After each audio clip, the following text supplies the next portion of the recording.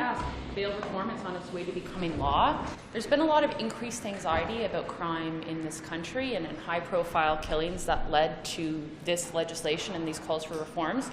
Is this legislation, once it is law, going to have a marked impact on decreasing crime rates? So I think the intention of this legislation is to ensure that we keep serious violent repeat offenders off of community streets and have them incarcerated pending trial so that bail becomes harder for them to achieve.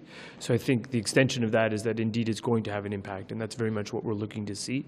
I think what we saw yesterday was yet again members of all parties come together in the House of Commons, as we did in September, to really get behind a bill that's got support across all political parties with the law enforcement community and across various sectors and various communities of Canada. Getting behind a bill like this shows how important it is. I'm very confident that it's going to have an impact. What I'm looking to see is also the data that shows the impact that it's having in terms of on the go forward, how bail is being provided or not provided, as the case may be, how bail is being enforced by our provincial counterparts, and looking to further tweak the system and improve the system where it's necessary. Community safety is my fundamental role, and I take it very seriously. So I was very keen to see what happened yesterday and seeing the unanimity that people had behind the bill. But what commitments do you have from provinces that they are going to start collecting better data on bail and then sharing that? Because that seems to be a pretty big gap right now in the system, and I didn't see any kind of commitments from the provinces that they are willing to share that, unless you know something I don't. Well, I certainly raised this with the provinces when we had a federal provincial territorial gathering in Bromont, Quebec about a month and a half ago. We know that about 6 or 7 provinces are already gathering the data. We need to make sure all provinces and territories, so all 13, are gathering the data, and we also need to make sure that the data is comparable and can be analyzed. So that's really, really important. We're showing federal leadership in that regard, but I'm looking to see more and more strong commitments.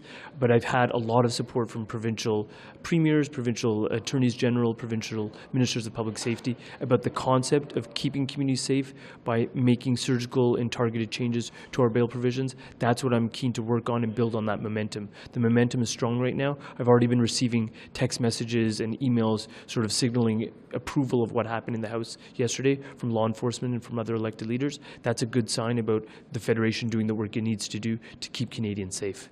I want to ask you about online harms. Obviously, we saw this week or heard the tragic news of a young boy's death last month in British Columbia. I know you said the legislation you hope to bring forward soon. It's very complicated, regulating online giants. Specifically, though, is the government looking at creating a regulator as called for by the expert panel last year? Like, is that the step your government is looking to take to kind of deal with these online harms, the creation of a regulator? Yeah, so what happened with that little boy in BC was just incredibly difficult to process. I'm the father of a 12-year-old boy and a 9-year-old boy, and I've already had conversations with my son about what sextortion looks like and about how if things escalate, we need to be able to have an open conversation, and you shouldn't be keeping stuff like that from me or my wife, his mother. In terms of what we're doing, I'll say to you and I'll say to Canadians that sextortion has already been added in to the provisions of the Sex Offender Registry, which were amended under Bill S12. That's already gotten royal assent, so we're already addressing it legislatively. In terms of the online space, generally speaking, it is definitely about keeping kids safe, keeping vulnerable people safe, keeping women safe. It is really critical that we get this right. We're working on it very, very diligently in terms of aspects that relate to the Criminal Code, the Canada Human Rights Act, and how we address issues that relate to what we're seeing online. And the fact of the geopolitical conflicts we're seeing has also accentuated the amount of hatred that is occurring. And what I found is, unfortunately, great uniformity in terms of both sides of the ledger on these geopolitical conflicts, that no matter which community you're on or what protest you're attending, everyone understands that there's too much hatred, and a lot of that hatred starts online and then turns into a physical manifestation. That's what's driving me to work hard and diligently with the Minister of Heritage, with the Minister of Public Safety, to be able to present a comprehensive legislative package that will address these needs.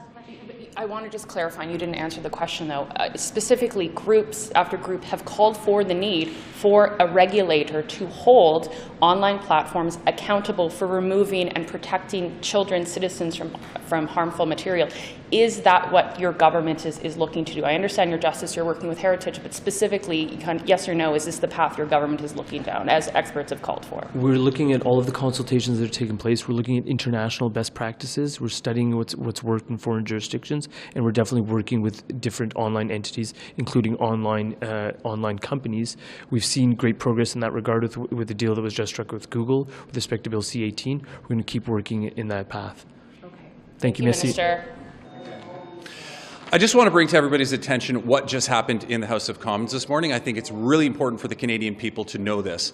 Once again, today, we were supposed to debate the Canada-Ukraine Free Trade Agreement. It was scheduled on the order paper to come before the House. And once again, for probably the fourth or fifth time that they've done this, we're now seeing Conservatives delay that debate and move a procedural tactic to get onto another issue. And I think it is extremely troubling, given the fact that just yesterday, the Ukrainian-Canadian Congress issued a letter, an open letter to Mr. Poilievre, calling on himself and his MPs to reverse their decision on this. I think that Canadians really need to pay attention to what's going on right now. For some reason, the Conservatives routinely and continually shut down debate on the Canada-Ukraine Free Trade Agreement, and it is extremely troubling to see them do this over and over and over again.